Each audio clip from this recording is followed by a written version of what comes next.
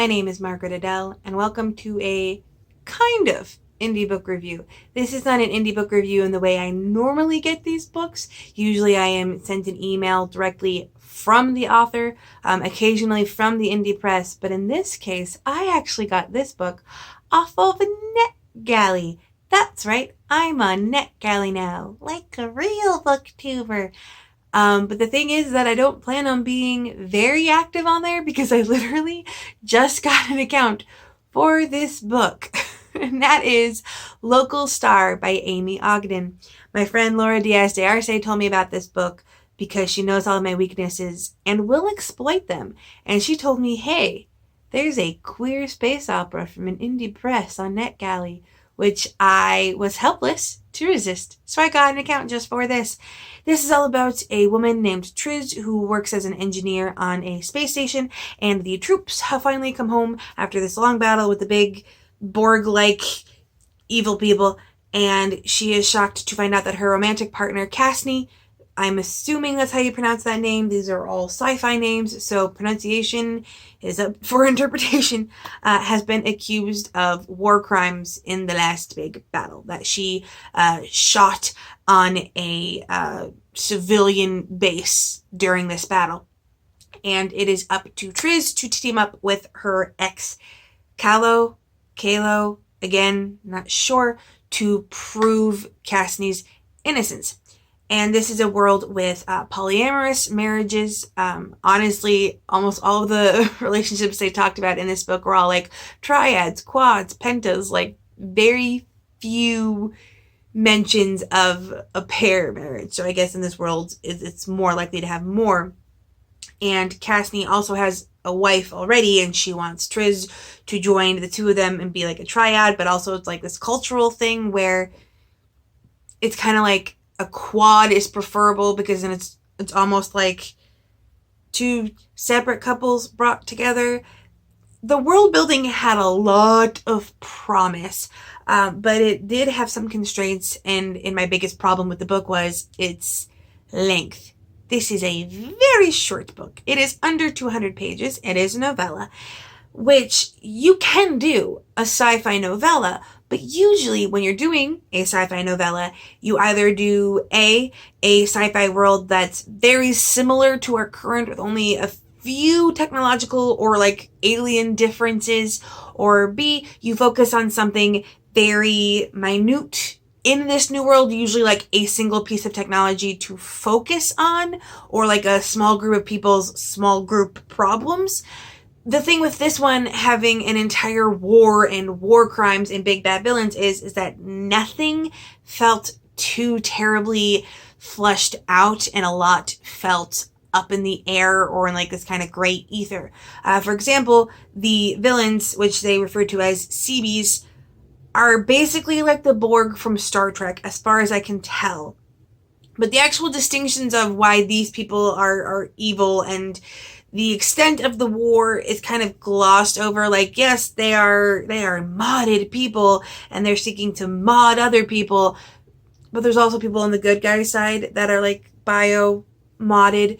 And the Seabees do seem to have some kind of religious dogma or doctrine, but you don't get a lot of it, and they definitely just come across as, it's the big evil guys, look at how big and evil they are.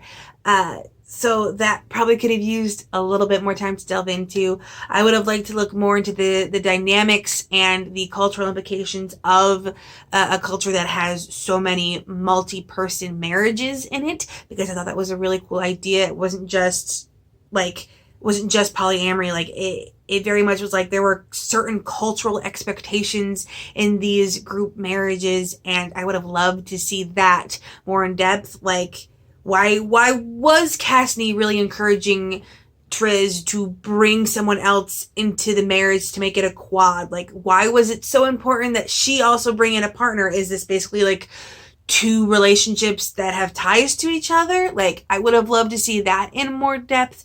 I would have loved to see a lot of the world building in general go by a little bit slower. If you are an oldie on my channel, you might remember way back, I talked about my pet peeves in sci-fi, and one of them is what I call the Sci-Fi Sentence, which is a single sentence that has a lot of vague alien terms made for this world that the reader will not understand at first glance. And when you shove a lot of those words into a single sentence, the sentence effectively becomes meaningless because you have not given them the context to understand what that means. And just the sheer amount of world building done in such a short length gave me a lot of sci-fi sentences, which could have been avoided had there been more room for the world building to breathe. When the plot kicks off proper, it is very intriguing, and I did appreciate maybe I'm just seeing things, but it did feel like there was an homage to Star Wars because they were caught in like this trash compactor area that they had to get out of very quickly. But that might just be me linking it to any other sci-fi thing because I already saw a connection between Seabees and the Borg. But in general, the characters were also slightly a bit of a struggle because of this shortened length. Triz herself has multiple different character arcs, again, in less than under 200 pages. And again, because there was so much in so little time, it all came across as rushed. Like, one of the big things is that she has big prejudices against modded people because the Seabees are the big bads.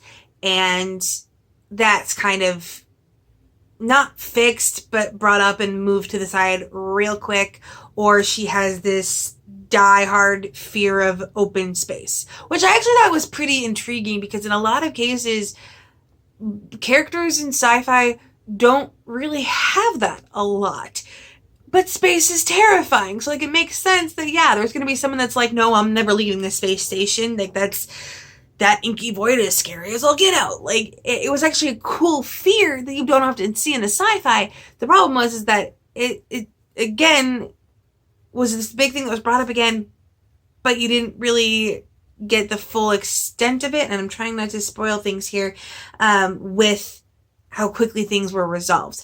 And then, of course, you have the relationships between both Triz and Casney and Triz and Kahlo. And then you have Triz's own identity struggles with she still feels worthless because she was, I believe, I'm going to forget the word now, like a gutter kid or a gutter girl, like, was once literally living in the trash chutes of this other space station, and she still kind of carries that feeling of being lesser with her, and so she struggles to feel connected with Casney's family, and it's so much really big character stuff. But again, very short book. So in general, the concepts and the ideas in this book are really intriguing. And if it was a full novel, I probably would have given this a lot higher rating. But as it is, it felt like the first draft of an underwriter a little bit. Well edited. I don't mean to say that there was like a lot of typos. The writing style, once you got used to the lingo of the world, the lingo is actually pretty interesting. They did use different gender neutral pronouns, which I have not seen before, and I don't know if this is a regular thing in certain circles and this is just the first time I've seen it, or if this is something that the author made up specifically for the book.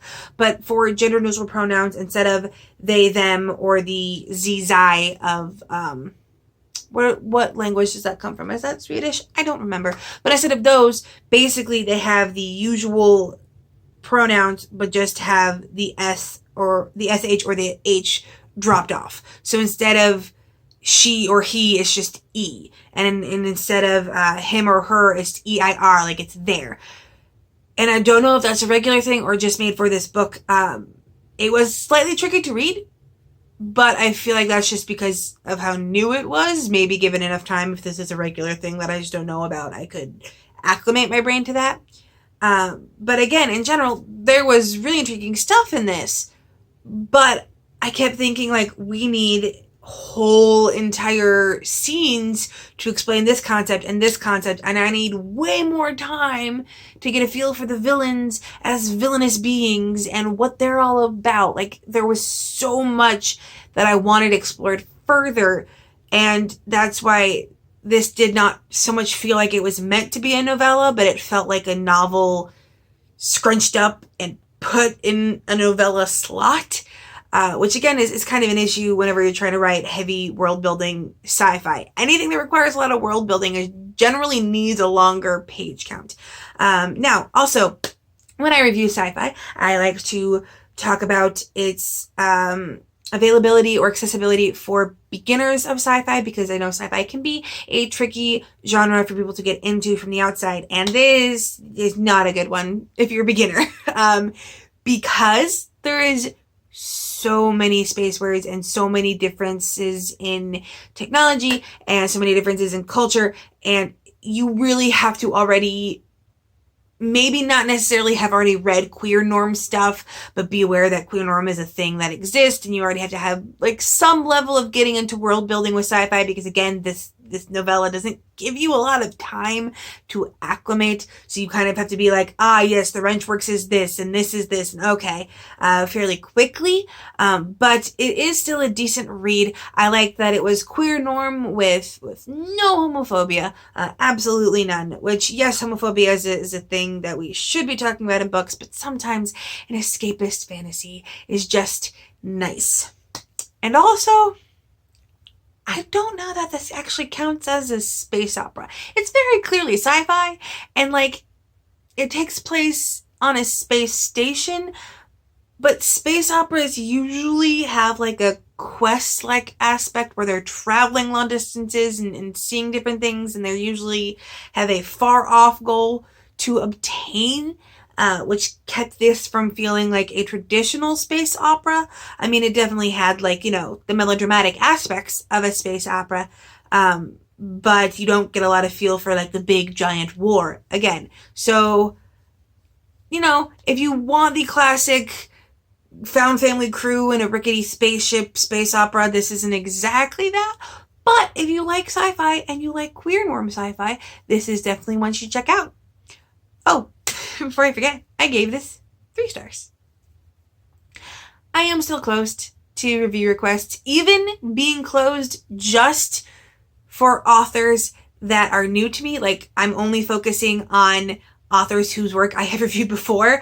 I'm still getting new review requests regularly, and I'm still falling so far behind. So if you are one of the authors that was grandfathered in to getting reviews, please be aware of a long wait time, because my brain is still everywhere.